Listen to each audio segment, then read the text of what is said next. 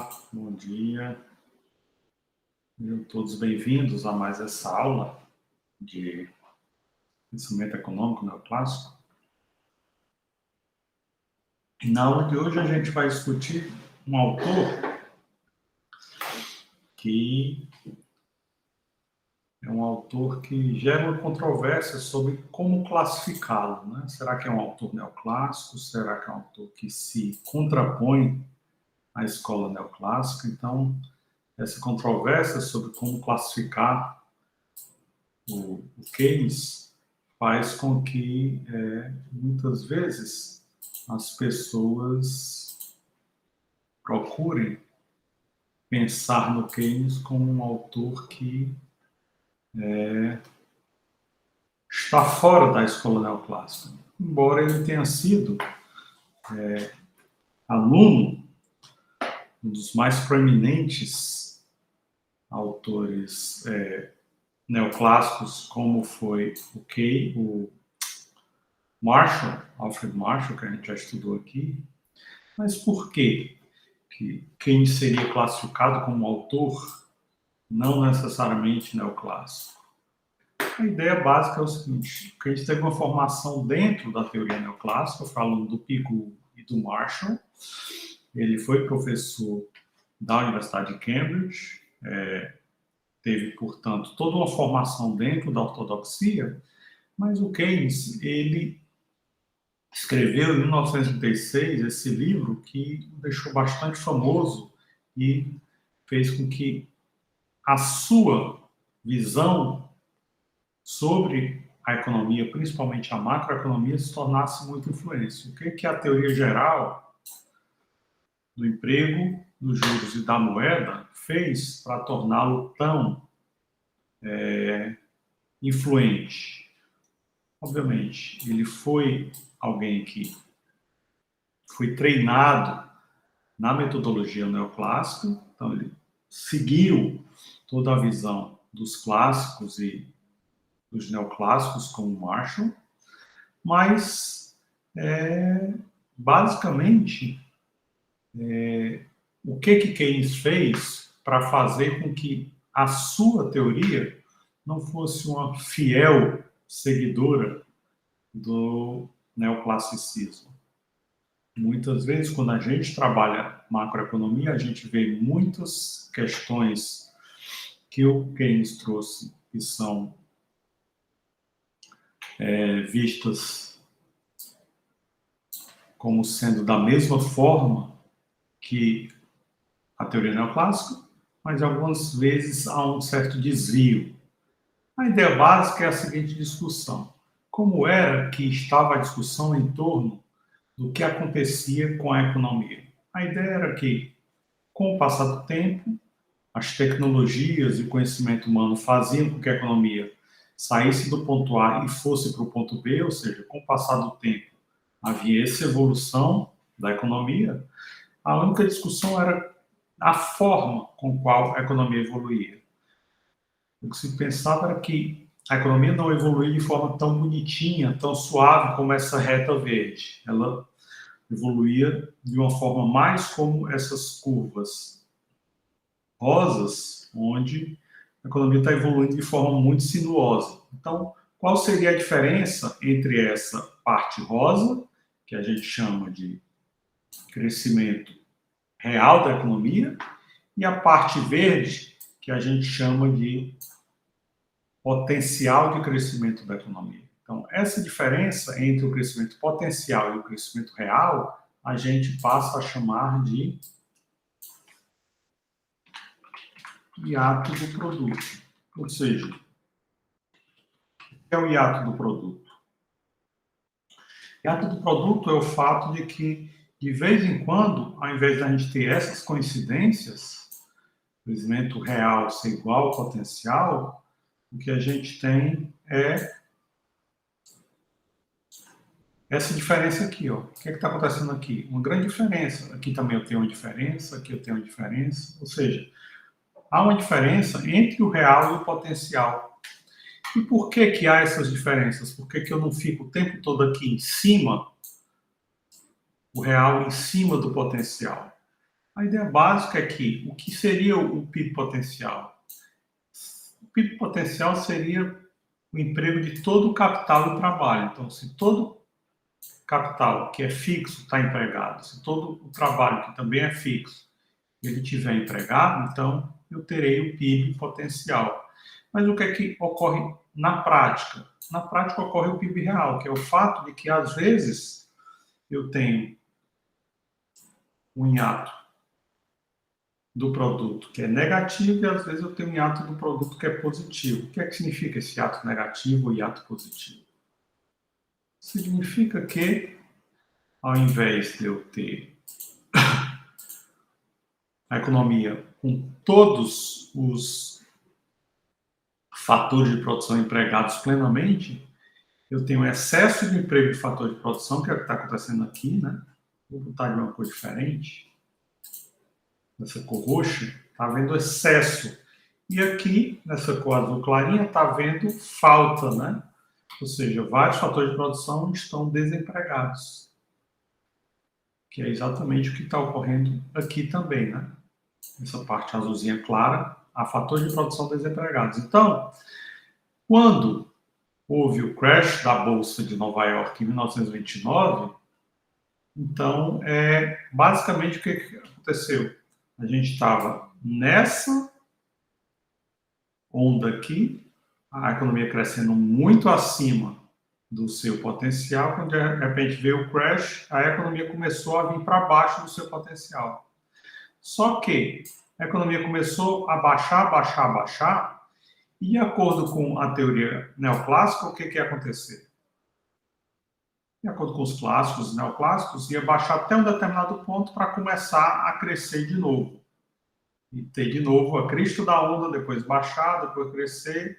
Ou seja, só que quando chegou no fundo do poço, o Keynes escreveu essa teoria, onde ele trouxe a seguinte hipótese: e se no momento que a gente estiver no fundo do poço, a gente não voltar a crescer, a gente desenvolver uma trajetória da economia que seja eternamente declinante?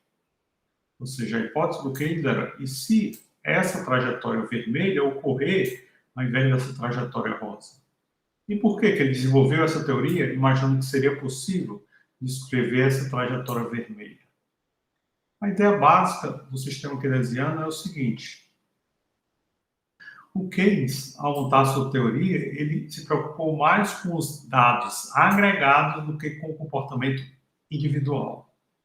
Então, ele olhou para a oferta, olhou para a demanda e pensou: o mais importante é a demanda. Vamos ignorar a oferta e vamos olhar só o impacto que a demanda tem sobre a renda, sobre o produto e o emprego da economia. Ao fazer isso, ele viu que havia uma certa instabilidade nesse processo de recuperação. E ele viu que talvez fosse possível haver essa descida e a descida ocorrer de forma permanente, sem nenhuma recuperação. E ele atribuiu isso ao processo de instabilidade, né? Ele pensou: o que faz com que haja a recuperação da economia? O investimento. Ou seja, vai chegar um momento em que os preços vão cair tanto, até fazer esse ato aqui, e quando os preços caírem muito, os estoques vão se acabar, todas as pessoas vão comprar todos os estoques, depois que acabarem os estoques, as empresas vão voltar a investir, vão voltar a contratar, a economia volta a crescer, sai do fundo do poço e volta a crescer. Então, ele disse: o que é responsável por essa recuperação é o investimento. A questão é: e se não houver esse investimento? Né? Por que poderia não haver esse investimento? Porque a lógica é o quê? Os preços caírem, os salários caírem para ajustar tudo isso. E se preços e salários fossem rígidos para baixo, se eles não caírem, algo que economistas neo-keynesianos depois foram desenvolver, como, por exemplo, a hipótese dos custos de Meny, poderiam levar à rigidez de preços. Leis de salários mínimos, leis de contratos coletivos de trabalho poderiam levar à rigidez de salários. Então, o Keynes pensou: pode ser que isso não ocorra. pode ser que a economia seja jogada nessa fase aqui, de desemprego, e com o passar do tempo, o que seria natural? Seria natural a gente chegar nessa fase aqui de pleno emprego. O que seria a fase de pleno emprego? Seria o produto crescer a ponto de empregar todos os trabalhadores. Mas para isso, eu teria que ter essa fase onde os preços começam a crescer. Né? Eu vou pôr de cores diferentes, só para enfatizar. Eu tenho essa fase inicial, e eu tenho desemprego, depois os preços começam a crescer, e aí finalmente eu chego na fase de pleno emprego, aqui em vermelhinho, onde os preços eles crescem bastante e permitem com que os salários aumentem e as empresas investam mais. Então a ideia do Keynes basicamente é essa, né? É sair dessa fase aqui de rigidez de preços, onde a gente entra numa fase onde os preços podem crescer bastante, estimular o aumento salarial e os investimentos. E aí Keynes pensou, como a gente faz isso? Como a gente faz com que a economia não descreva essa trajetória aqui em vermelho? Ou seja, quando a gente olha os dados a respeito da história da humanidade, a gente nota algo parecido com isso, com essa trajetória vermelha, ocorrendo durante a Idade Média. O que foi a Idade Média na Europa? Aproximadamente 1000 anos, de 400 depois de Cristo até 1500 depois de Cristo, onde um ano depois do outro as pessoas ficavam mais pobres. Imagine, um ano depois do outro, menos produção, menos consumo, menos investimento e menos bem-estar. 1000 anos assim.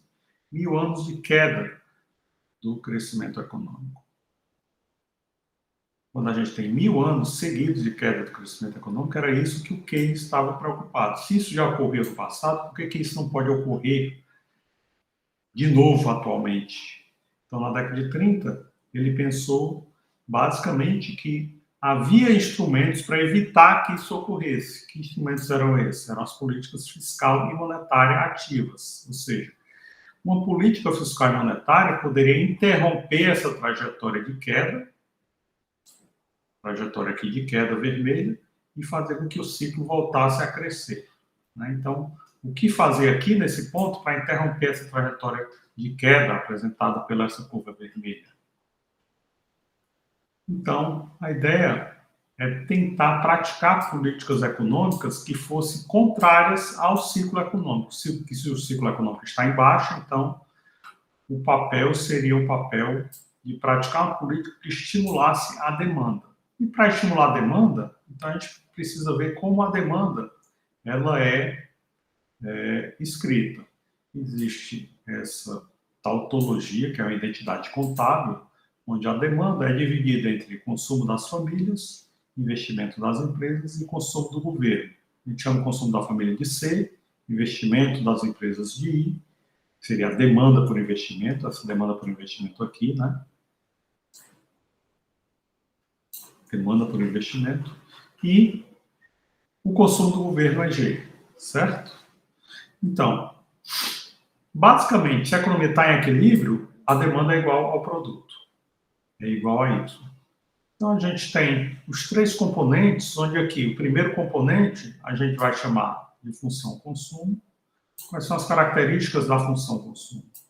A função consumo ela pode ser descrita da seguinte forma. A função consumo ela é igual a A mais BY. Esse Y é a renda. Então, aqui, na função consumo, eu teria o A, que é o quê? Que é onde se inicia o consumo, mesmo que a minha renda seja zero. O que está acontecendo aqui? Minha renda é zero, né? Mas mesmo aqui, mesmo com a renda zero, o consumo ele é maior do que zero. Ou seja, mesmo que eu zerar essa parte da equação, isso é zero, o consumo vai ser igual a A. O consumo é positivo. E o que acontece Quando a renda deixa de ser zero e começa a crescer, o consumo sobe, né? A partir de A, o consumo sobe. E o consumo vai subir proporcionalmente à renda. Só que existe algo interessante aqui. Imagine que a renda sobe em uma unidade. Quantas unidades o consumo vai subir? O consumo vai subir B unidades, né? Porque aqui esse B é exatamente aquilo que foi chamado de propensão marginal a consumir. Para deixar a equação mais sofisticada, ao invés de... Opa! O que eu fiz? Lá para baixo. Para deixar a equação mais sofisticada, ao invés de simplesmente escrever B que multiplica Y, a gente pode escrever B que multiplica Y menos T. Por que Y menos T? Porque essa vai ser a renda que vai restar depois que eu pagar impostos, né? Se existe governo nessa economia, esse governo vai cobrar impostos. Quando ele cobra impostos, a gente chama aquilo que resta depois, aquilo que resta da renda depois que as pessoas pagam impostos, a gente chama de renda disponível, YD. Né? Então, a ideia é, se YD cresce uma unidade, quanto o consumo vai crescer? A ideia básica é saber isso aqui. Se eu tinha antes esse consumo, depois que a renda cresceu unidade, eu vou ter esse consumo. Né? Esse é o crescimento da minha renda e esse vai ser o crescimento do meu consumo. Certo? B equivale ao aumento de consumo, dado que a renda aumentou a unidade. E quanto é B? Será que B é igual a 1? A hipótese é que não. É que B seja alguma coisa menor do que 1, mas também alguma coisa maior do que 0. Certo? A gente vai chamar B de uma elasticidade. E essa elasticidade se chama propensão marginal a consumir. Ou seja, o que é B? Essa elasticidade que diz, quando a renda disponível aumentar em 1 unidade, o consumo vai aumentar em B unidades. Certo? Então, essa é a função consumo. Ela tem essas características. E ela é o primeiro componente. E quando a gente for para o segundo componente, qual é o segundo componente da renda? O segundo componente é a função investimento. O que seria a função investimento? A gente desenha a função investimento de uma forma parecida com a função consumo. Que investimento é função da taxa de juros, só que a diferença é que aqui, o que está acontecendo? Eu tenho um sinal de menos. Se aqui eu tinha um sinal de mais, aqui eu vou ter um sinal de menos. O que é que esse sinal de menos vai me dizer? Esse sinal de menos vai me dizer o seguinte, a relação da função investimento com a taxa de juros é uma relação negativa. Ou seja, quando a taxa de juros subir, o investimento vai cair. Quando a taxa de juros cair, o investimento vai subir. Tudo isso vai ser dado por esse sinal de menos. E aí, o que acontece quando a taxa de juros for zero? O meu investimento vai ser C. Né? Quando a taxa de juros for zero, o investimento vai ser aqui, ó. C. O que seria C? Opa. C é o montante de investimento quando a taxa de juros for igual a zero. Certo? Só que, e se a taxa de juros não for zero? Se a taxa de juros for alguma coisa como I1? Se a taxa de juros for I1, então, o que é que vai acontecer com o meu investimento? O investimento vai ser I maiúsculo 1. Né? Taxa de juros é I minúsculo, investimento é I maiúsculo. Então, eu tenho isso. Quanto mais a taxa de juros subir, para cá, por exemplo, o que vai acontecer com o investimento? Vai cair. Né? Por que isso? Por causa da relação negativa entre taxa de juros e investimento. Né? Quanto mais a taxa de juros cair na direção de C, o que vai acontecer com o investimento? Vai subir. Né? Taxa de juros caindo, o investimento vai subir. Muito bem. Opa, de novo. Estou indo lá para o final, por algum motivo. Muito bem. Então, a função investimento tem essas características, né? Ela vai ser função negativa da taxa de juros. Quanto mais a taxa de juros subir, mais o investimento cai. Quanto mais a taxa de juros cair, mais o investimento sobe. E aí, eu também vou ter uma elasticidade. Que elasticidade é essa, o D? Da mesma forma, vai ser um número entre 0 e 1. Da mesma forma que o B é um número entre 0 e 1. O D de dados vai ser um número entre 0 e 1. A única diferença é que na função consumo a gente tem uma relação positiva entre consumo e renda disponível. Na função investimento a gente tem uma relação negativa entre investimento e taxa de juros. Certo? Muito bem. E os gastos do governo, a gente põe aqui esse tracinho em cima do G, dizendo que eles são exógenos. Nesse momento, a gente apresenta os gastos do governo como exógenos, depois a gente vai fazer algo mais sofisticado, que é o quê? Apresentar os gastos do governo como função da arrecadação do governo ou também em função da venda de títulos públicos. Então, o governo pode gastar de acordo com a arrecadação, venda de títulos públicos. Mas isso vai ser depois, certo? Agora, a gente simplesmente diz que os gastos do governo são exógenos, o que significa que o governo pode o quê? Ele pode gastar mais, menos do que sua arrecadação com impostos ou com títulos, certo? Então, isso aqui apresenta a exogeneidade dos gastos do governo. Dado que Keynes apresentou essa característica, é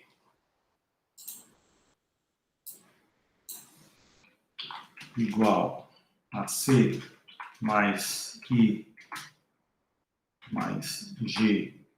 E também ele apresentou o quê? Que é, no equilíbrio, vai ser igual a Y. Então, o que acontece quando a gente abre o consumo e investimento? Né? Isso aqui é o consumo, isso aqui é o investimento. Né? Quando a gente põe a função consumo dessa forma e a função investimento dessa forma, então, o que a gente tem? A gente tem que a equação fica um pouco maior, certo? Retrabalhando essa equação, ou seja, quando tudo que tiver y para o lado esquerdo, a gente vai ter isso aqui. A gente vai ter essa equação, e essa equação é a equação que é chamada de o equilíbrio no mercado de bens. Essa equação é representada por uma curva que foi chamada de curva IS. O que é curva IS? Significa o quê? Para cada um dos parâmetros de A, B, C, D, eu vou ter o quê? Eu posso modificar tanto G, quanto T, quanto R e ter essa característica aqui, que é o quê? Essa curva. Ou seja, eu vou conseguir um par ordenado, dependendo do nível de gasto do governo e nível de arrecadação, sabendo os parâmetros A, B, C, D, eu vou ter um par ordenado de quê? De R e Y. Né?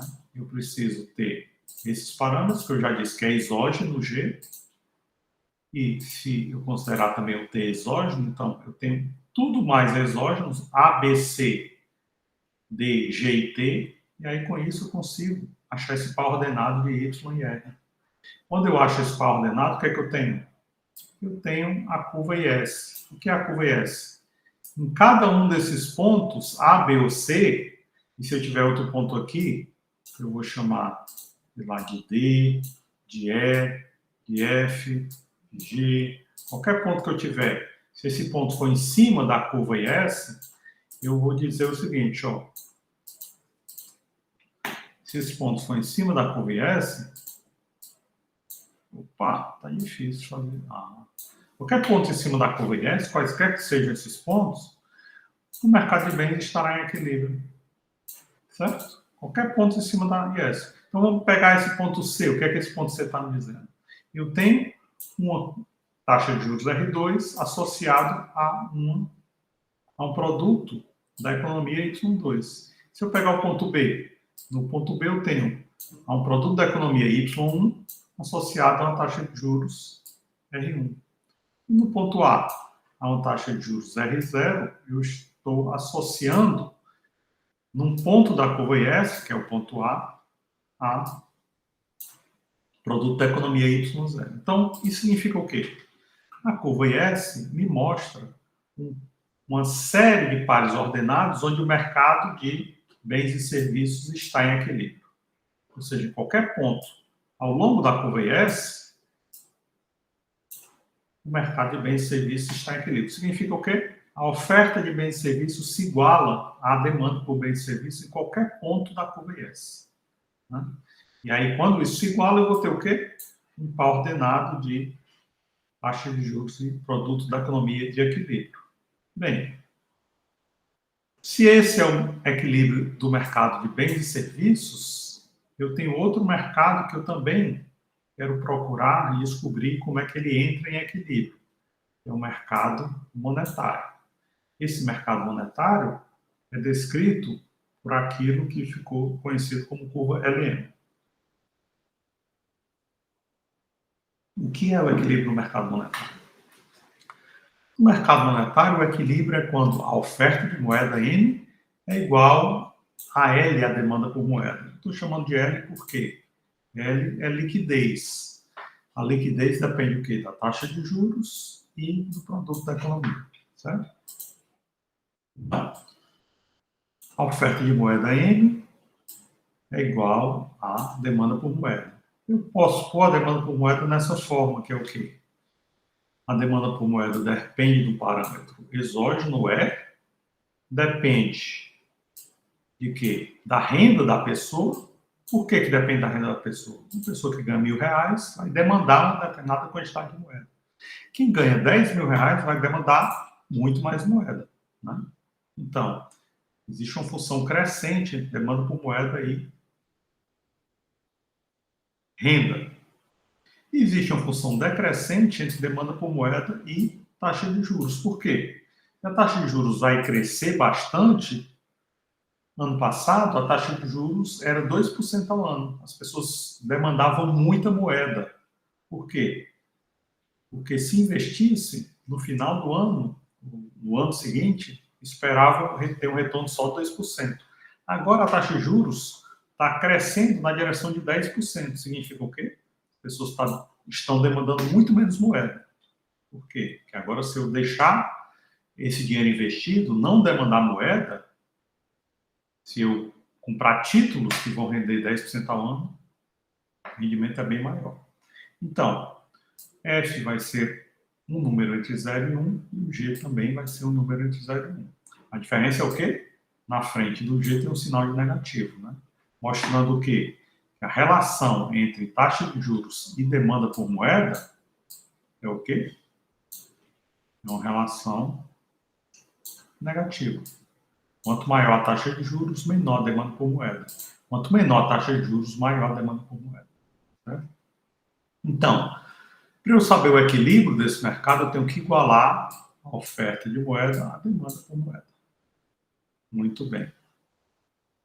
Aqui é só o nome dessa elasticidade F, a gente chama essa elasticidade F de elasticidade da demanda por moeda com relação à renda, a gente chama de G, a elasticidade da demanda por moeda com relação à taxa de juros, certo? Quando a gente obtém o equilíbrio do mercado monetário, a gente tem o quê? A gente tem aqui a oferta de moeda, aqui a demanda por moeda. O equilíbrio vai ser obtido quando a gente tem o quê? Quando a gente tem essa igualdade aqui. O que é que essa igualdade está me dizendo? Essa igualdade está me dizendo o seguinte: quando a demanda por moeda se iguala à oferta de moeda, eu tenho associado a isso uma taxa de juros de equilíbrio.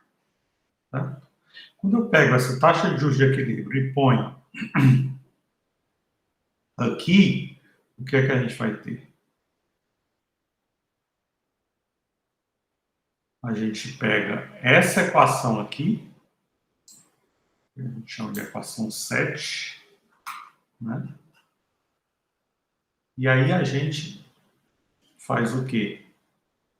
A gente modifica essa equação 7 para pôr aquilo que é R do lado esquerdo, tudo mais fica do lado direito. Então, eu tenho o quê? Essa relação demanda por moeda da E sobre G, F sobre G, que é a declividade da curva LM, e 1 sobre G, que multiplica o M. Certo? Assim, a gente tem o equilíbrio no mercado monetário. A gente tem o equilíbrio no mercado monetário, que é o equilíbrio na curva LM. A curva LM vai ser um par ordenado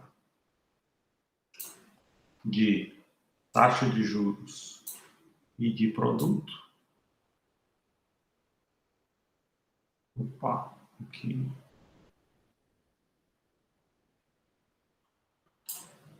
Então, o que é que eu tenho? Eu tenho basicamente o seguinte. O que é que acontece se a minha taxa de juros for R0? Se a minha taxa de juros for R0, o produto da economia vai ser Y0. Se a taxa de juros aumentar para R1, o mercado monetário me diz que o produto da economia vai aumentar para Y1. Então, a gente tem um negócio engraçado, né?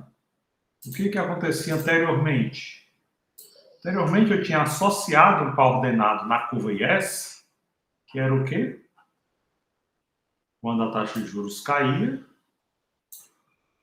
a renda subia. Esses são os pares ordenados da curva IS. Na curva LM é o contrário, né? Na curva LM, quando a taxa de juros sobe, o produto também sobe.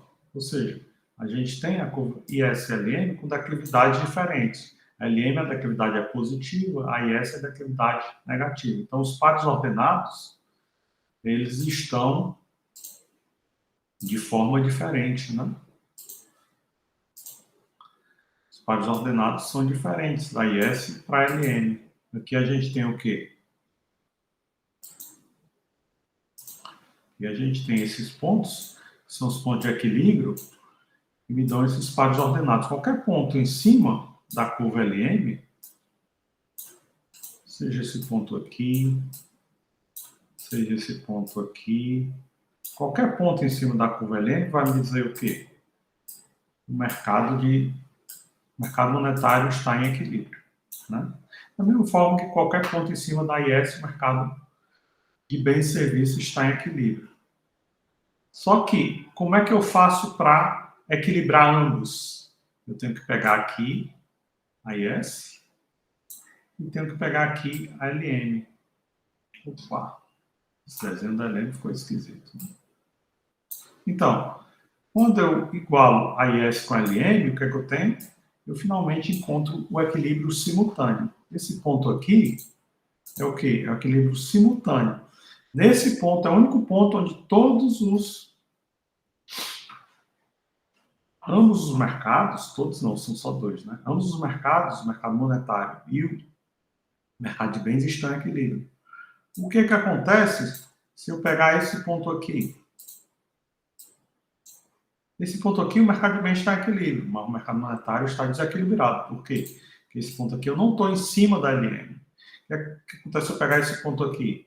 O mercado monetário está equilibrado, mas o de bens está desequilibrado. Por quê? Eu não estou em cima da IS. O único ponto onde há um equilíbrio simultâneo é esse aqui. Como é que eu acho o equilíbrio simultâneo?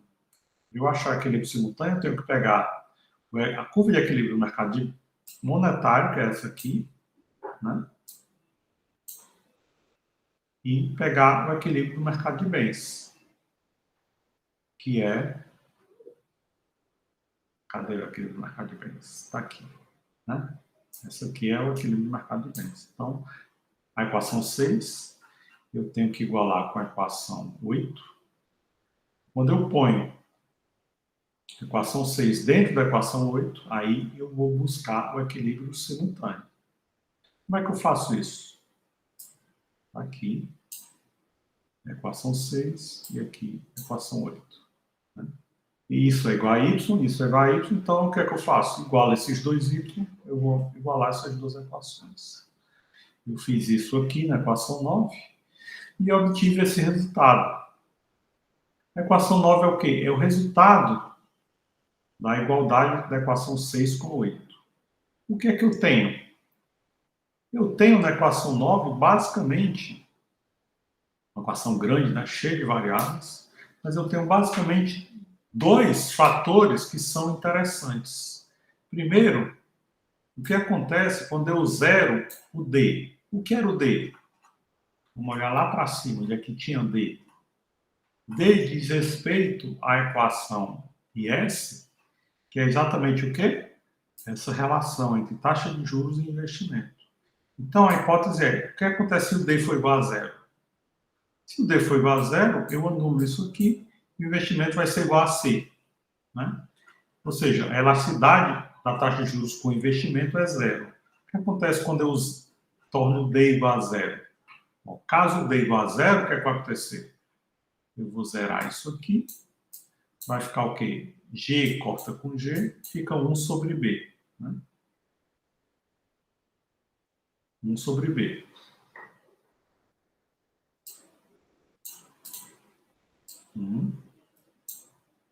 Sobre 1 menos B.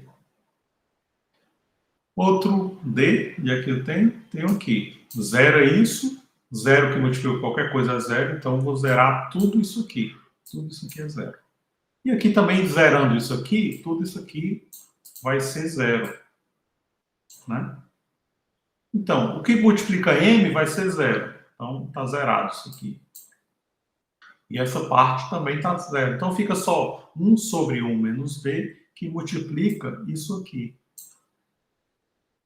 Ou seja, o equilíbrio do y vai ser 1 sobre 1 menos b, que multiplica isso aqui. Se a única coisa que resta é isso aqui, o que acontece? Qual tipo de política que eu vou influenciar o y? Uma política de aumento ou queda de gastos, uma política de aumento ou queda de tributos. Né? Eu posso aumentar os gastos ou diminuir os gastos, eu posso aumentar os tributos ou diminuir os tributos. Isso vai alterar. E se eu aumentar a oferta de moeda? A oferta de moeda multiplicou com zero, não vai alterar nada. Então, caso a elasticidade D se aproxime muito de zero, ou seja, igual a zero, isso torna a política fiscal, que é uma política de aumento ou queda de gastos, extremamente eficiente, aumento ou queda de tributos extremamente eficiente. Mas aumentar ou diminuir moeda é inócuo. Né? Ou seja, caso o D seja igual a zero, a política monetária se torna inócua. A única coisa que funciona é a política fiscal. Esse caso é esse caso extremo dessa área aqui, que a gente chama de área keynesiana.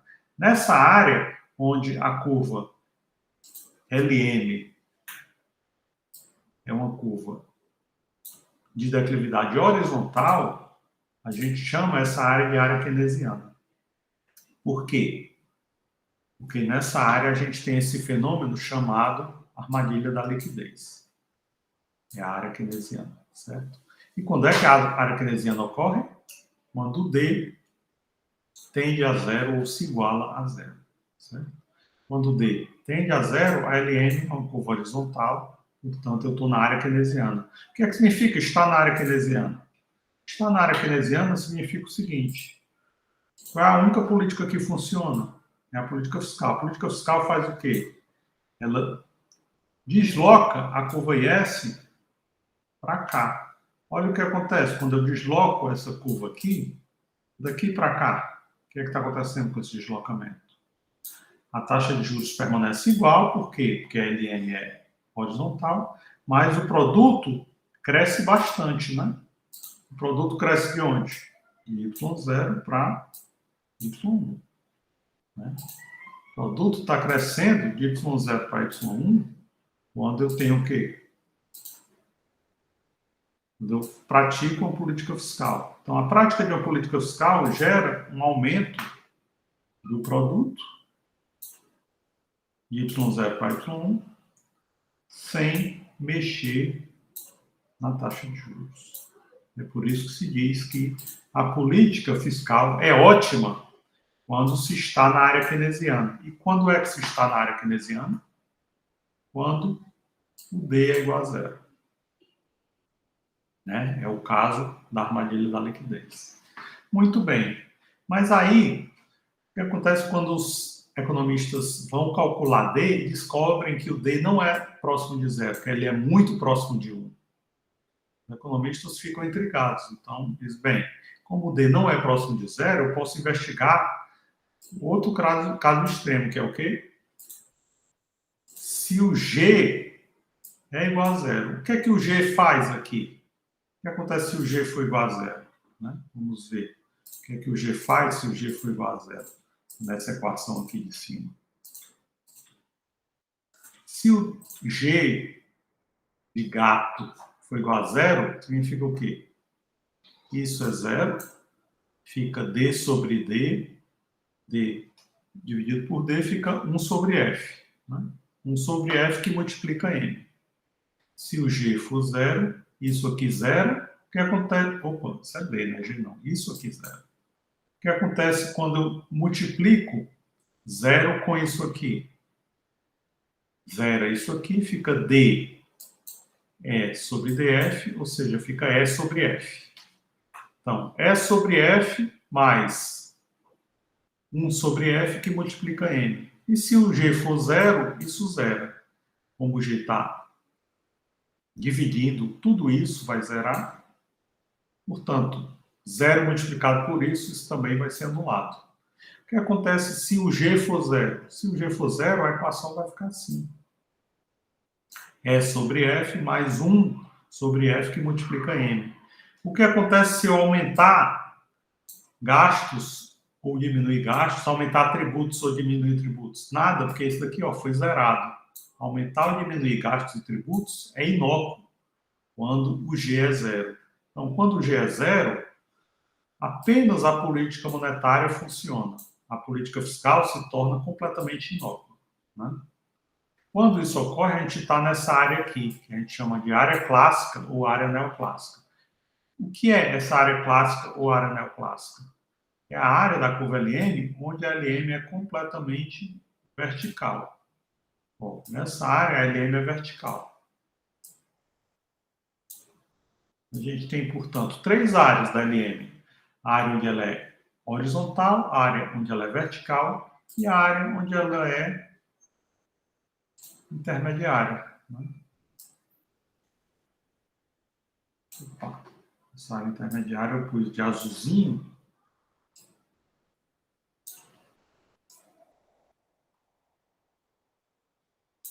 Certo? Aqui a área vertical, a área intermediária e a área horizontal.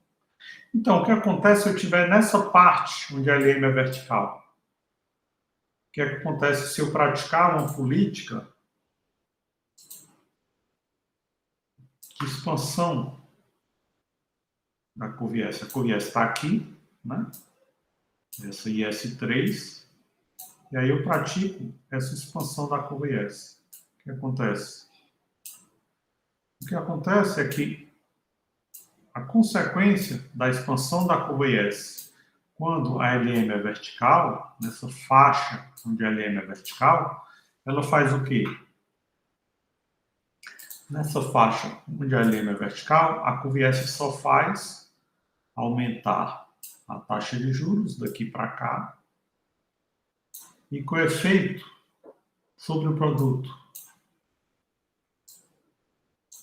O efeito sobre o produto é zero. Né? Ou seja, uma política fiscal nessa área onde a LM é vertical é inócua. A única coisa eficiente é o quê? É a política monetária. A política fiscal, ela se torna completamente inócua. Por quê? Porque ela só aumenta a taxa de juros, mas não é capaz de expandir o produto. Né? O produto fica nesse patamar. O que seria uma política monetária aqui? Na área vertical, ela ia ficar assim, né? E aí, a nova política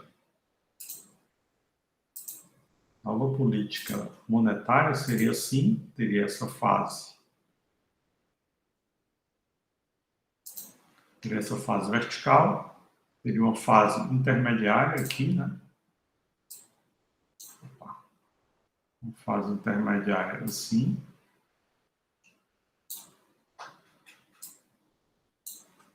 E teria essa fase horizontal que seria igual a essa, né? Ou seja, uma fase horizontal, uma fase intermediária e uma fase vertical. Então, se eu tivesse essa curva em S, continuando aqui, um deslocamento da curva LM para cá, aumentando a oferta de moeda, faria o quê? Faria com que eu tivesse uma taxa de juros mais baixa e um produto mais alto. O que significa o quê? O que significa que quando a curva LM é vertical, ou seja, quando o G é igual a zero, a única coisa eficiente é o quê? É a política monetária. Né? A política fiscal ela é completamente inócua quando a LM é vertical. Quando a LM é horizontal, não. Quando a LM é horizontal, então a política inócua é o quê? É a monetária. Aqui funciona a política fiscal. Então, basicamente, o que o Keynes sugeriu? O Keynes, como a própria área keynesiana está dizendo, né? A literatura keynesiana sugere que, na maioria das vezes, em um momento de recessão, a gente está nessa área aqui. Portanto, o recomendável é a política fiscal. Outros economistas vão discordar, economistas que fazem parte de uma escola que foi chamada de escola monetarista, eles dizem, na maior parte das vezes, a economia está nessa área aqui, o que significa que o ideal é a política monetária e não fiscal. Então, para encerrar a aula de hoje, o que a gente tem do legado do Keynes é isso, né? Essa análise a respeito de como tirar um país de uma recessão, que políticas praticar, como Keynes acreditava mais que a economia estava nessa área, então o que ele propunha eram mais políticas keynesianas desse tipo. Aumento de gastos ou queda de tributos, certo? Ele acreditava mais que era provável que o D fosse próximo de zero. Bem, é isso. Essa é a aula de hoje. A gente fica por aqui. Keynes, obviamente, tem outras contribuições em outras áreas, mas essa é a contribuição mais relevante, a contribuição dos multiplicadores keynesianos. Então, tenham todos uma ótima semana. A gente se encontra na quarta-feira. Até lá. Tudo de bom. Tchau.